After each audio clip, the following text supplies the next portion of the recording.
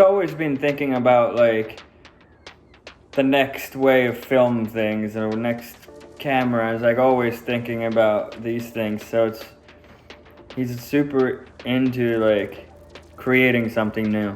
A lot of good snowboarders where I come from is a super small hill, but I didn't know him personally at the time. And then when he started coming back for like holidays and stuff like that, for like Christmas and stuff, I got to know him a little bit more, and he was kind of like my idol from like the great snowboarder that I actually got to meet and hang out with, you know, because all the like the professional snowboarders I was only watching in the movies and on TV. So he was kind of like my first hero. First time I met him, I think he was in New Zealand.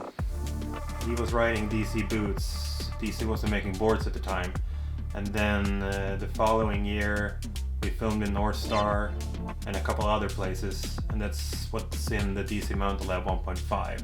Just that dude is, yeah, he's on another level of skill and talent. At the time, everyone was looking for the next American rider and kind of homegrown, like who's gonna be the next Mikey LeBlanc?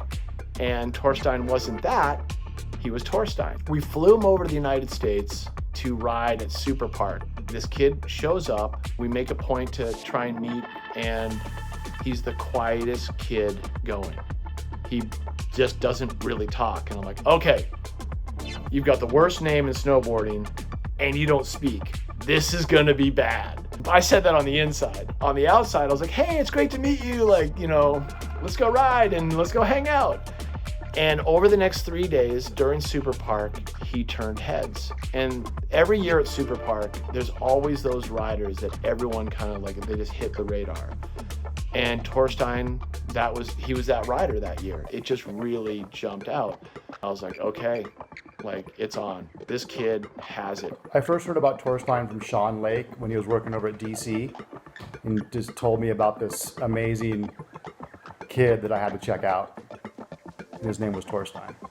He was in that, you know, elite class of snowboarders where you just say whatever, top 10 guys or something, where there's this you know, this caliber of rider that's super, super high, that's just a step above a lot of the other pros. And I would put Torstein in that category of, you know, one of the better riders out there. I thought he was kind of social, but maybe not. I think Americans are really loud anyway, so maybe it's always they think that we're more quiet, you know. And he just kind of jumped right in, and he seemed very determined to make his mark and to kind of show everyone what kind of snowboarder he was. Working with him at DC, he was just always such a cool kid and such a hard worker, and I always enjoyed interacting with him. You know, anything from, you know, marketing projects to helping develop product. He was just a great dude to work with. I mean, me and Torstein is almost the same age, and we've been having a really cool journey together from almost the beginning, so it's cool to think about now.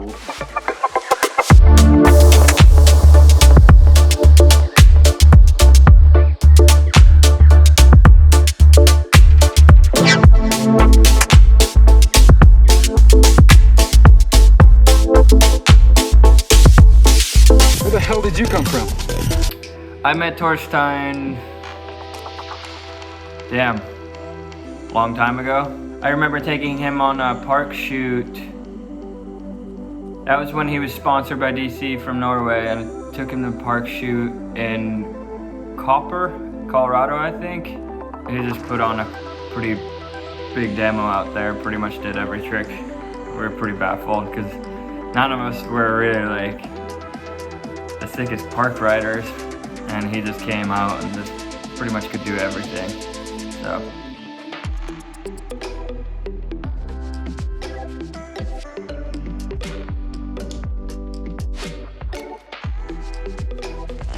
JP Solberg was my like god back then, but like to have someone that was like fairly close, that was like, all right, this is an actual person and he's from where I'm from, and then he can actually make it in snowboarding, was like, I don't know, that kind of like taught me that it was possible to make it as a like snowboarder being from where we were. So it's like, all right, this is possible, you know?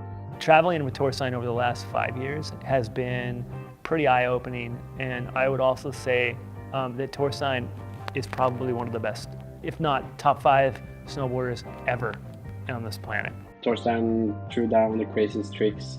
I was sitting out of the helicopter shooting, having a really good time. Outside of when he's not snowboarding, he's definitely down for fun and do whatever and, you know, have a good time. And we definitely spent a few dollars at the bar, I'd say, and that's always fun. He definitely has two sides of, you know, when he's snowboarding, he's super focused, that's for sure. It's always really cool when you're in the industry and you see young kids, young talent pop up all the time. And it's very interesting to see where that trajectory goes. Sometimes they are in the contest scene and then they're like, no, I'm over this. And they just like start filming, or they just don't end up really gaining a lot of traction and they just kind of fall off, or, you know, they don't get the big contracts. And then it's always neat to see like a young kid, like the two that come to mind is Torstein and actually Haldor, is like, because they both, I just remember them being so young and then they came up and then just were like, and just into the stratosphere of like just X Games win, X Games win, X Games win, Do Tour win, X Games. It's just like, oh my gosh, these dudes are unstoppable. So yeah, no, it's always cool to just see the you know, kids come up and just absolutely dominate. Since he's sort of undergone this journey, I have seen him more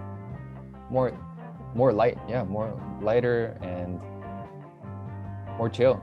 Growing up kind of a loner, having a tough time at school, you know, being bullied, a classic story. You know, everybody has one, or I mean, hopefully not everyone, but I know a lot of people do. I kind of grew up with this like me against the world mentality ingrained. To me, like I got broken, I don't know how many bones I've broken, but that's just pain. You've seen like these motivational videos that say that pain is only temporary. But it's got nothing on the emotional pain that you can experience, you know, like as a kid growing up and just being beat down mentally every day. There's no comparison. To me, I was already dead anyway. So like when I found, like, it was like such a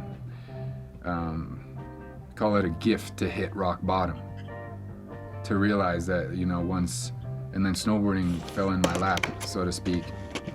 From there on out, there was nothing to lose, you know. And when I broke bones, I broke my back twice. I've broken collarbones 7 times, you know, jaw, everything. Like every time something like that happened, it was just like, all right, that's just more firepower.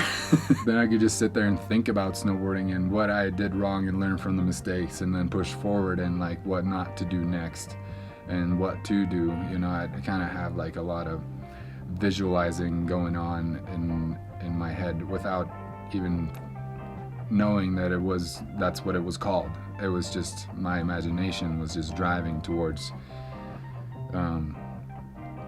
all of those goals. And then it just kind of played out, which is sweet. If I had one kind of phrase to kind of sum up Torstein, it would be no surrender. And then he started coming out to Whistler to film, and it was game over for us. It's like, fuck. It's like me and Devin just doing 540s, and here comes Torstein. It's like, oh shit, now we gotta start chucking.